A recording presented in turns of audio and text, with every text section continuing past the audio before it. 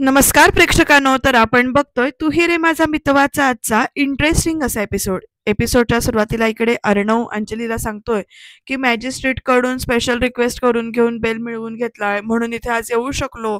तर ईश्वरी ते ऐकते बरं का पूजा करताना. तर अंजली म्हणते, "मग आधी तरी यायचंच, उगीच जीवाला घोर लागून राहिला ना." तर अर्णव म्हणतो, "ताई अगं, माझ्यासाठी हे सगळं सोपं आहे. हे मला दाखवून द्यायचं नव्हतं. अगदी कुणालाच दाखवून द्यायचं नव्हतं. म्हणून जी काही लीगल प्रोसिजर आहे ती कंप्लीट केली आणि मग इथे आलो असं आता अर्णव सांगतोय. म्हणजे लेकी बोले सुने लागे चाललंय बरं का. बहिणीला बोलतोय, खरं इथे ईश्वरीला ऐकू देत असं वाटतंय आणि ईश्वरी सुद्धा तोच विचार करते. पण नंतर लक्ष आपलं सगळं वळवते आणि नमस्कार वगैरे करते, पूजा करते. तर प्रेक्षकांनो, इकडे मामा भेटलाय डॉक्टरना. डॉक्टरना सांगतोय, "डॉक्टर पण एक लक्षात ठेवा, की मागच्या वेळेसारखं यावेळीही त्यांच्या ऑपरेशनसाठी 10 लाख रुपये हे अर्णव राजे शिर्केने दिलेले आहेत. हे कुणालाही कळता कामा नये." तर प्रेक्षकांनो, हे कळलंय बरं का राजेशला. डॉक्टर इथे म्हणतायत, "हो सर, चालेल. तुम्ही निश्चिंत राहा," असं म्हणून सांगतायत. त्यानंतरचं बोलणं जे काही आहे डॉक्टरांचं आणि मामाचं, ते अगदी पॉजमध्ये दाखवलंय. म्हणजे आवाज आपल्यापर्यंत दाखवला नाहीये, पण राजेश तिकडे बसून सगळं ते बोलणं ऐकतोय आणि तो मनातल्या मनात म्हणतोय, "कुणाला कळलं नाही तरी मला कळलंय प्रिय मामा, आणि सगळ्यांसमोर ऑपरेशनचे पैसे मी जमा केलेत हे सांगून भाव खाणार आहे मी," असं इकडे तो म्हणतोय बरं का. आणि स्वतःशीच इकडे हसतोय. आणि पण ऑपरेशन झालं आणि म्हातारा वाचला तर? हा प्रश्न मात्र राजेशला पडलाय. आता बघूया याचं काय करणार आहे ते. आणि प्रेक्षकांनो, इकडे देवपूजा झालेली आहे. दिवा लावताना ईश्वरीच्या हातून दिवा लागत नाहीये. ती 2-3 वेळा काड्या ओढतीये, पण अजिबात लागत नाहीये दिवा. आणि हे सगळं अर्णव पाठीमागून बघतोय बरं का. आणि आता प्रेक्षकांनो, काय घडणार आहे बघा तुम्ही. ईश्वरी जेव्हा दिवा लावायला काडी ओढत असते, तेव्हा तिथे अर्णव जाऊन बसणार आहे आणि तो एका हाताने दिव्याला असा आधार देणार आहे. म्हणजे दिवा विझू नये याच्यासाठी हात असा पुढे करून ना, आपण नेहमी करतो तसं दिवा लावण्यासाठी इकडे आधार देणार आहे. आणि अशा पद्धतीनं दोघांनी मिळून हा दिवा गणपती समोर प्रज्वलित केलेला आहे. दोघं 2 मिनिटासाठी का होईना एकमेकांच्या नजरेत हरवतात, पण अर्णवच शेवटी ईश्वरीला म्हणतो, की तू दिवा लाव, असं नजरेनंच सांगतो. आणि त्यानंतर ईश्वरी इकडे देवासमोर दिवा लावते आणि तो दिवा प्रज्वलित होतो. आणि दिवा प्रज्वलित झाल्यानंतर ईश्वरी परत अर्णवकडे बघते आणि ईश्वरी त्याच्यानंतर मग इथे आरती ओवाळते बाप्पासमोर. बाप्पाची मूर्ती खरंच खूप छान आहे प्रेक्षकांनो. मस्त असं म्हणजे प्रसन्न वाटते बाप्पाकडे बघून. बाय द वे, या निमित्ताने विचारते, तुमची गणपतीची तयारी चालू झाली का? डेकोरेशन वगैरे सुरुवात केली का तुम्ही? आणि तुम्हाला सुद्धा गणेशोत्सवाच्या खूप खूप शुभेच्छा. तुमच्या सगळ्या इच्छा गणपती बाप्पा पूर्ण करू देत. तर इकडे ईश्वरी ना देवासमोर हात जोडून अशी बसली आहे शांत होऊन आणि म्हणते, "देवा, जोवर बाबांचं ऑपरेशन होत नाही, तोवर अन्नाचं एक कण आणि पाण्याचा एक थेंबही घेणार नाहीये मी," असं ती इथे देवासमोर बोलत असते. तोपर्यंत अर्णव इकडनं म्हणतो, त्याची गरज सुद्धा लागणार नाही. आणि ईश्वरी जरा गप्पच बसते बरं का. आणि मग प्रेक्षकांनो, ईश्वरी परत बाप्पासमोर हात जोडते आणि म्हणते, "गणू बाप्पा, हे बघ, हे मी ठरवलंय आणि मी असंच वागणार आहे. आता तू ठरवायचंयस की तुला काय करायचंय ते." तर प्रेक्षकांनो, तिकडे अर्णव ना हे सगळं ऐकतोय बरं का. आणि ईश्वरीकडे म्हणते, ही माझी नाही तुझी परीक्षा आहे. तर या परीक्षेत पास होणार आहेस तू," असं म्हणत अर्णवच परत उत्तर देतो. आणि मग ईश्वरी म्हणते, "आम्ही दोघं बोलतोय ना, म्हणजे गणूबाप्पा आणि मी बोलतोय ना, मग मध्ये तुम्ही का बोलताय?" असं ईश्वरी विचारते बरं का. मग अर्णव जरा गप्प बसतो इथे आणि उभा राहतो तिथे आता. आणि आता प्रेक्षकांनो, ईश्वरी परत बाप्पाला प्रार्थना करते, हात वगैरे जोडते. तुम्ही पण असंच बाप्पाशी बोलता का ते सांगा कमेंटमध्ये. तर अर्णव हळूच इकडे म्हणतोय, "मी पण बोलतो तुझ्या गणूबाप्पाशी, तुझ्या एवढं नाही, पण थोडं-थोडं मी बोलतो," असं इथे अर्णव सांगतो बरं का. आणि मग ईश्वरी लक्षच देत नाही त्याच्याकडे. म्हणते, "कोणीतरी प्रार्थना करत असताना मध्ये-मध्ये बोलायचं नसतं. त्याला गप्पच राहा," असं ती इनडायरेक्टली सांगते. आणि मग परत एकदा इकडे नमस्कार करते शांतपणाने देवासमोर. प्रेक्षकांनो, आकाश आणि अंजली तिकडे बोलतायत. वल्लरी मामी तिकडे उभी राहून सगळीकडे लक्ष ठेवते. तर आता ईश्वरीची जे काही पूजा आहे ती करून झाली आहे आणि मग ईश्वरी तिथनं बाहेर पडत असते. तर प्रेक्षकांनो, आता अर्णव ना तिला एकदम हाक मारायला जातो. आता बघूया पुढे काय होणार आहे ते. अर्णवने तिथला मोदकांचा जो काही बॉक्स आहे तो उचलला आणि तो तिच्या पाठीमागे जातो. ईश्वरी चप्पल घालून बाहेर पडत असते आणि एकदम म्हणते, "हे अर्णव सर, काय कळतच नाहीयेत मला. बाबांच्या अंगावर गाडी घातली आणि आता मला पूजेसाठी पालखीचा मान दिला. पूजा करायला करायला दिली आणि यांचं मला नेमकं काय कळत नाही असा ते विचार करून निघत असते. तोपर्यंत मी सिंदूर अशी हाक मारत ना अर्णव तिथे येतो. अर्णव म्हणतोय, मी सिंदूर, हे बघ, तू टेन्शन घेऊ नकोस, मी आहे असं म्हणत बोलायला चालू करते. तोपर्यंत ना ईश्वरी म्हणते, तुम्ही आहात आणि तुम्ही जेलमधून बाहेर आलायत यातच मला जास्त टेन्शन आलंय आता, म्हणते बरं का. आणि आता पुढे काय बोलते बघा. अर्णव पुढे म्हणतो, हे बघ मी सिंदूर, मी लॉ म्हणजे कायद्याने आलोय. तर त्याच्यानंतर इकडे हो, इन्स्पेक्टर साहेबांनी सांगितलं मला, असं इथे ईश्वरी म्हणते, तुम्ही स्पेशल बेल घ्यायला नकार दिलात म्हणून. आणि पण शेवटी काय आहे, तुमचा पैसा आणि तुमची ताकद जी काही आहे त्याच्या बळावर तुम्हाला हवं तेच केलं ना तुम्ही, असं ईश्वरी विचारते. द ग्रेट ASRला काहीच नामुमकिन नाही असं इकडे ईश्वरी बोलतेय बरं का. आणि अर्णव आता काही त्याच्यावर रिॲक्ट करत नाही जास्त आणि तो एकदम म्हणतो, हे बघ मी सिंदूर, आणि तो सांगतो, मी काहीही केलेलं नाही असं परत एकदा म्हणतोय बरं का तो, आणि हे मला प्रूफ करायचंय म्हणून मी बाहेर आलोय तिथून, असं आता म्हणतो तो. आणि पुढे सांगतो, एक फ्रेंड म्हणून ना मला तुझी मदत करायची. पण हे ऐकल्यानंतर ईश्वरी काय म्हणते बघा त्याला, तुमची मदत घेण्याची वेळ देवाने माझ्यावर कधीच आणू नये, इतक्या शब्दात बोलते बरं का. ज्या माणसामुळे आमच्यावर एवढं संकट कोसळलं त्या माणसाची मदत घेण्याआधी मरण, असं म्हणते. तोपर्यंत अर्णव म्हणतो, मी Sindoor, please please don't say that. हे बघ, तुला मदत जर का घ्यायची नाहीये तर तू मदत घेऊ नकोस, पण प्लीज हे असं काही बोलू नकोस, असं अर्णव इकडे समजावतोय. आणि म्हणतो, खरं तर तुला खूप गोष्टी सांगायच्या आहेत मला. तर ईश्वरी म्हणते, सांगा मग, कोणी अडवलंय तुम्हाला, असं म्हणते बरं का. पण म्हणते, बोला बोला. तर अर्णव बिचारांना बोलू शकत नाहीये, ही त्याची हतबलता आहे ना, कारण इकडे अंजलीचा जीव धोक्यात आहे त्याच्यामुळे. आणि त्यामुळे तो क्षणभर विचारात हरवला. तर ईश्वरी त्याच्याकडे बघत राहते आणि म्हणते, बोला ना बोला, म्हणून असं ओरडते. आणि अर्णव म्हणतो, मी सिंदूर, हे बघ, तुला काहीच माहिती नाही असं एकदम तो म्हणतो. आणि मी त्यासाठी तुला ब्लेम नाही करत असं म्हणतोय बरं का. आणि मला माहिती आहे तुझ्या आयुष्यात किती सारे प्रॉब्लेम्स आहेत, खूप सारे टेन्शन्स आहेत, पण तू सगळ्यांना मला जबाबदार ठरवतेस त्या सगळ्यांना. आणि पण एक दिवस येईल असा की तुला कळेल की माझी याच्यामध्ये काही चूक नाहीये, सगळं मिसअंडरस्टँडिंग दूर होतील तुझ्या, असं इकडे अर्णव परत एकदा म्हणतो. आणि म्हणतो, आय प्रॉमिस की आय डू दॅट, मी हे सगळं करीनच. आणि हे बघ, तुझी कोणती म्हणजे हे बघ, तुझी ही जी टेन्शनवाली फेज आहेत ना ती संपून जाऊ दे. तर अर्णवला ईश्वरी म्हणते, सर तुम्हाला वाटतंय तसं काही होणार नाहीये. माझे जेव्हा बाबा तुमच्या गाडीच्या चाकाखाली आले ना तेव्हा त्याच चाकाखाली येऊन जी काही आहे ती आपली मैत्री सुद्धा मेली, असं इकडे ईश्वरी सांगते बरं का. आणि म्हणते, आता आपण फक्त एकमेकांचे दुश्मन आहोत आणि मी इतके दिवस आपली मैत्री जशी सांभाळली ना तशीच आपली दुश्मनीही सांभाळेन, असं इतक्या शब्दात ईश्वरी बोलते बरं का अर्णवला. आणि म्हणते, आता कधी चुकून भेटलोच ना तर दुश्मन म्हणूनच भेटेन, असं एकदम बोलते. आणि बिचारा अर्णव असा ईश्वरीकडे शॉक होऊन बघत राहतो. तोपर्यंत प्रेक्षकांनो ईश्वरीचा फोन वाजतोय आणि आता बघूया ईश्वरीचा फोन कर काय सांगते किंवा काय ऐकायला मिळतंय ते. हॅलो. तर इकडे ईश्वरीच्या आईनं फोन केला, ईशू अगं आहेस कुठे तू? तर ईश्वरी म्हणते, आई आई अगं काय झालं, तुझा आवाज असा काय येतोय, असं विचारते ती. आणि मग ईश्वरीची आई म्हणते, अगं ईशू, बाबांची सर्जरी सुरू होईल थोड्या वेळात. तर ईश्वरी म्हणते, काय, बाबांचं ऑपरेशन सुरू होतोय? अगं पण पैसे पैसे कोणी भरले? तर इकडे प्रेक्षकांना अर्णव ते बोलणं ऐकतोय. तर ईश्वरीच्या आई इकडे म्हणते, भरले गेले पैसे. तर ईश्वरी विचारते, पैसे भरले गेले म्हणजे कुणी भरले पैसे, असं विचारते परत तिकडे. तर ईश्वरीची आई म्हणते, अगं तू मलाच काय विचारतेस, तूच परत प्रयत्न करत होतीस ना, त्यांच्यापैकी कुणीतरी ते एन्जॉयने भरले असतील पैसे. तर ईश्वरी म्हणते, आई अगं मला नाही माहिती कुणी भरले पैसे ते, पण ठीक आहे ठीक आहे, मी तिथे येते आणि मग माहिती काढते. हा आलेच मी, असं म्हणते. तर ईश्वरीची आई पण सांगते, हा हा लवकर ये, असं म्हणत. तर प्रेक्षकांनो चला, अर्णवने जे काही पैसे भरले त्याच्यामुळे ईश्वरीच्या बाबांची सर्जरी तर सुरू झाली आहे. पण हे सगळं जेव्हा ईश्वरीला कळेल तेव्हा ती काय रिॲक्ट करेल ते बघत राहणं इंटरेस्टिंग ठरणार आहे. कारण आता सध्या तरी अर्णवने पैसे भरलेत हे ईश्वरीला किंवा ईश्वरीच्या घरच्यांना कुणालाच माहिती नाहीये. बघूया आता पुढे काय घडणार आहे आणि हे सगळं कधी माहिती पडणार आहे ते. तर ईश्वरी इकडे निघत असते बरं का परत घाईघाईमध्ये हॉस्पिटलमध्ये यायला. तर प्रेक्षकांना अर्णव परत तिला हाक मारतो, मिस इंदोर, असं म्हणून थांबवतो. आणि आता बघूया तो थांबवून परत काय करायला करतोय ते. तर अर्णवना तिच्या समोर पेढ्यांचा म्हणजे मोदकांचा जो काही बॉक्स आहे तो घेऊन उभा राहतोय आणि म्हणतो, मी म्हटलं होतं ना की अन्न पाणी सोडण्याची गरज नाही लागणार. तर ईश्वरी विचारते, म्हणजे?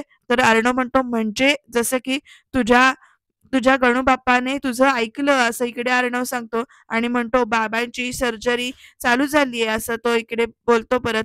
तर सो आता तू तो प्रसाद घे किंवा असं तो सांगून पेढ्यांचा बॉक्स पुढे करतो. "नाही म्हणू नकोस तू पेढ्यांना किंवा प्रसादाला" असं म्हणतो तो. आणि मग फॉर फॉर गणूबाप्पासाठी असं एकदम म्हणतो, तर ईश्वरी त्याच्याकडे बघायला लागते. आता प्रेक्षकांनो, ईश्वरीने मोदकाचा प्रसाद जो काही आहे तो अगदी कणभर का होईना पण घेतलेला आहे बरं का. आणि ती अर्णवकडे एक वेळ बघते आणि तिकडनं बाहेर पडते. तर प्रेक्षकांनो, अर्णव असा तो पेढ्यांचा बॉक्स घेऊन ना तिथेच उभा आहे. आता बघूया पुढे काय घडणार आहे ते. तर इकडे हॉस्पिटलमध्ये आता राकेशची नवीन डाव साधलेला आहे. तो नवीन नाटक करतोय. "काकू, काकू काय झालं? काकांचं ऑपरेशन सुरू झालं ना?" तर इकडे आत्या पण म्हणते, "राकेशजी, तुम्ही अगदी वेळेवर आलात बघा." मग इकडे आई पण म्हणतात, "अहो राकेशजी, देव पावलाय अगदी. म्हणजे काय झालंय, पैशांची सोय सुद्धा झाली आणि ऑपरेशन सुद्धा सुरू होऊन गेलंय." तर लगेच देवाचा हातबीत जोडतो आणि म्हणतो, "काकू, काकू." हेच ऐकण्यासाठी कान अगदी माझे आसुसले होते हो, असं म्हणत ना प्रार्थना करतोय. आणि तोपर्यंत ईश्वरी सुद्धा आली बरं का तिकडे. "आई, आई" असं म्हणत आणि म्हणते, "आई, गणूबाप्पाने आपली हाक ऐकली गं." असं म्हणत ना रडते. तर आई पण म्हणतात, "अहो इशू, अगदी वेळेवर पैशांची सोय झाली." पण ईश्वरी म्हणते, "पण आई, मला एक कळत नाहीये, की पैसे भरले कुणी?" असं विचारते ती. तर इकडे प्रेक्षकांनो ना राकेश असा गप्पच बसलाय. ईश्वरी म्हणते, "म्हणजे मी ज्या एन-जी-ओजमध्ये भेटायला गेले होते, तिथे तर फंड्स अवेलेबल नव्हते. ते म्हणाले होते, की मदत नाही करू शकणार असं म्हणून." तोपर्यंत राकेश बोलायला चालू करतो आणि म्हणतो, "ईश्वरीजी, अहो असं काय करता? म्हणजे मी तुम्हाला काही एन-जी-ओजचे नंबर दिले खरे, पण सगळा भार काय मी तुमच्या एकटीवर टाकणार होतो का?" असं विचारतोय बरं का अगदी. आणि मग प्रेक्षकांनो, माझेही प्रयत्न चालूच होते. असं जरा गोड-गोड बोलतोय हा राकेश. आणि सगळे ना असे त्याच्याकडे आश्चर्याने आणि असे एकदम म्हणजे बघतायत. तर ईश्वरी म्हणते, की "म्हणजे राकेशजी, हे सगळे पैसे, हे सगळं तुम्ही?" तर राकेश एकदम म्हणतो, की "हो, मीच व्यवस्था केली आहे पैशांची." असं सांगतो बरं का अगदी साळसूतपणाचा आ आणून. आणि मग म्हणतो, "पण ईश्वरीजी बघा ना, तुम्ही गणेशाच्या पालखीचं दर्शन घेतलत आणि लगेच तुम्हाला फळ मिळालं सुद्धा." असं म्हणून तो लगेच बोलत असतो. पण लगेच इकडे नम्रता विचारते, "राकेशजी, तुम्हाला कसं माहिती की इशू आज गणपतीच्या दर्शनाला गेली होती वगैरे?" आणि मग आता सगळ्यांच्या नजरा राकेशकडे गेल्यात. राकेश म्हणतो, "नाही, नाही, माहीत नव्हतंच मला.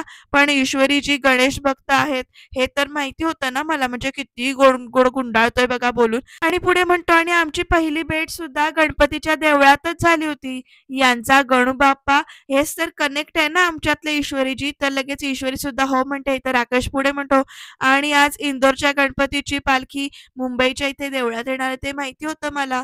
काकू, आत्या, आता काकांचं ऑपरेशन सुरू झालंय म्हटल्यावर काही काळजीचं कारणच नाहीये." तर आत्या पण लगेच म्हणतात, "खरंय राकेशजी, तुम्हाला खरं सांगू का? या सगळ्या कठीण प्रसंगात ना आम्हाला फक्त तुमचा आणि तुमचाच आधार आहे." आणि लगेच ईश्वरी सुद्धा हो म्हणते बरं का, त्याला दुजोरा देते आणि खरंच असं म्हणते. अगदी डोळ्यात पाणी-बिणी आणून सगळे आता आशेनं राकेशकडे बघतायत. ईश्वरी एकदम म्हणते, "खरंच तुमच्यामुळं बाबा वाचले." तर राकेश म्हणतो, "ईश्वरीजी, अहो नका असं बोलू का? माझे कोणीच नाहीयेत का ते?" असं एकदम विचारतोय बरं का. आणि म्हणतो, "तुम्हा सगळ्यांशिवाय माझा आहेच कोण? तुम्ही सांगा ना," वगैरे असं बोलतोय. आणि प्रेक्षकांनो, ईश्वरी लगेच कसे आभार वगैरे मानते बघा त्याचे. आणि या राकेशच्या गोड-गोड बोलण्याला ईश्वरी इथे फसली आहे आणि घरचे सगळे सुद्धा फसलेले आहेत. त्यामुळे आता अर्णवचं नाव आलंच नाही. आता प्रेक्षकांना ईश्वरी म्हणते इथे, की आणखीन एक सांगायचं होतं. तर राकेश म्हणतो, "बोला ना." तर अर्णव सरांना बेल मिळाली असं इकडे ईश्वरी म्हणते. तर राजेश एकदम म्हणतो, "काय? पण आज तर कोर्ट बंद आहे." म्हणजे किती लगेच बाजू बदलतोय बघा. आणि मग पुढे आत्याकडे आणि आईकडे बघत म्हणतो, "नाही म्हणजे ठीक आहे, बेल मिळाली असली तरी सुद्धा शिक्षा तर होणारच त्याला." असं एकदम त्याने सांगितलंय बरं का. आणि आता बघूया पुढे काय घडणार आहे ते.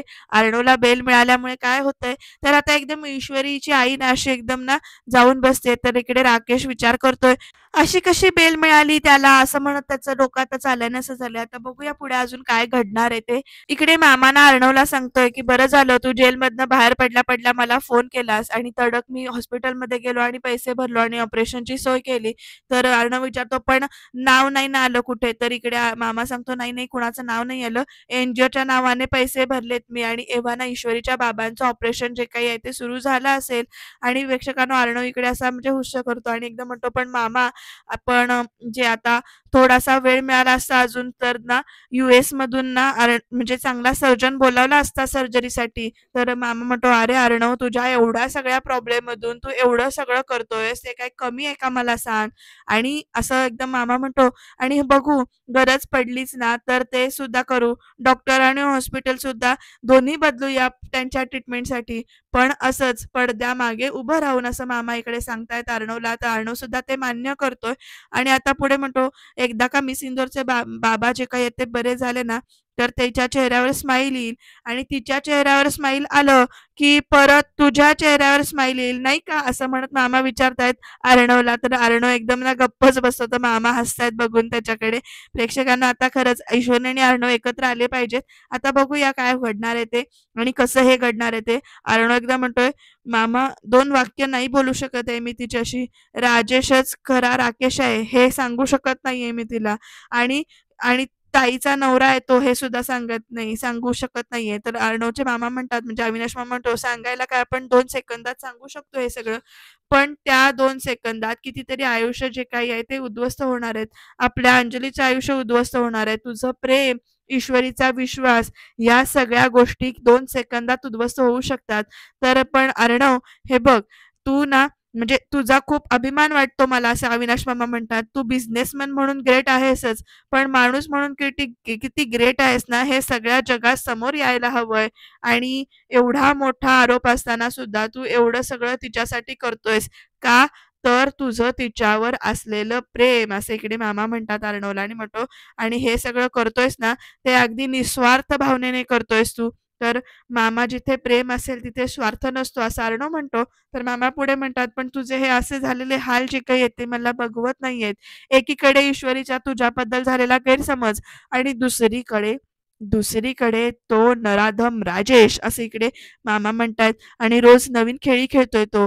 तर लगेच अर्णव म्हणतो, आता नाही खेळू शकणार तो नवीन खेळी." तर लगेच मामा विचारतात, "म्हणजे अर्णव तू नेमकं काय करणार आहेस?" तर अर्णव म्हणतो, "त्या राजेशला स्वतःबद्दल झालेला गैरसमज जो काही आहे तो दूर करणार आहे," असं इकडे अर्णव म्हणतो आणि मामा त्याच्याकडे बघायला लागतो अर्णवकडे. आता अर्णव नेमकं काय काय करणार हे बघत राहणं इंटरेस्टिंग ठरणार आहे बरं का.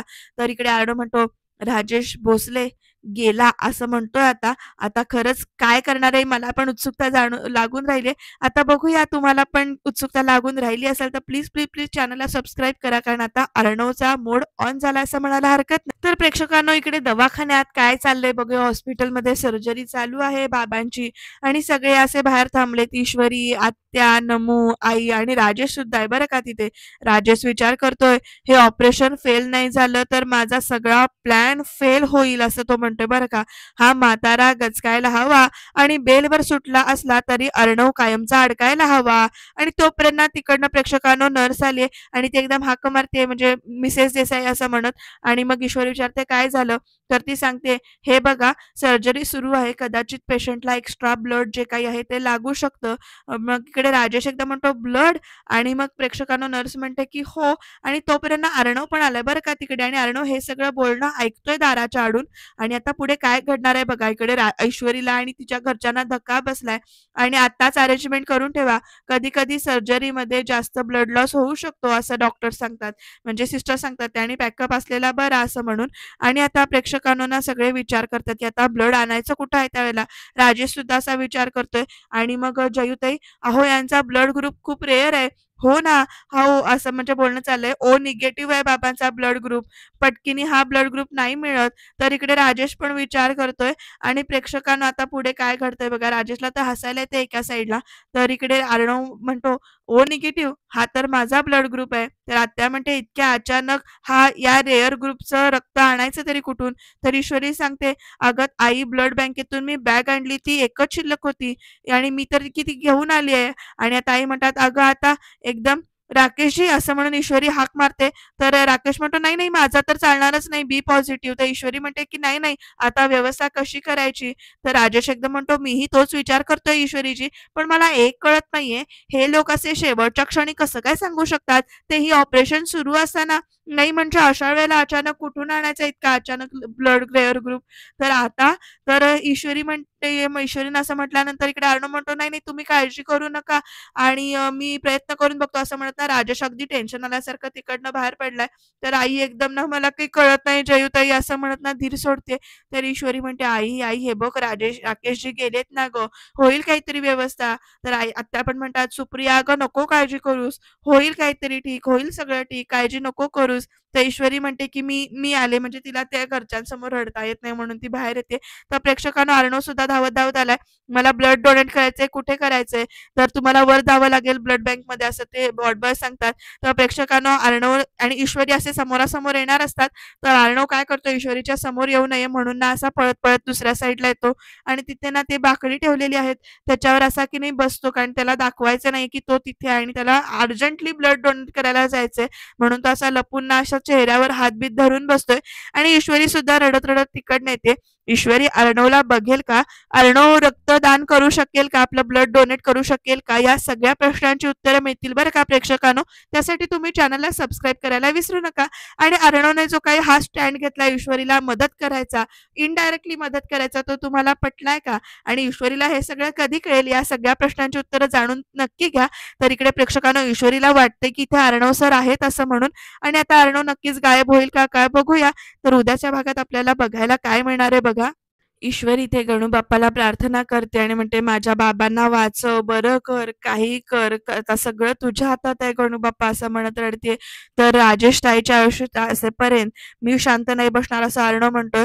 तर याचा अर्थ त्याला सगळीकडून आपण ट्रॅप करायचं. तर अर्णव येस असं म्हणतो आणि प्रेक्षकांनो त्याचा काउंटडाऊन सुरू झाला असं अर्णव म्हणतोय आणि त्याच्याही नकळत. तर इकडे अंजलीना इकडे काहीतरी प्रॉब्लेम झालाय असं म्हणत राजेशला फोन करते. तो नेमका प्रॉब्लेम काय आहे आणि नेमकं काय घडलंय हे जाणून घेण्यासाठी उद्याचा भाग नक्की बघा. आणि हो चॅनलला सबस्क्राईब करायला विसरू नका. बघत राहा तू ही रे माझा मितवा.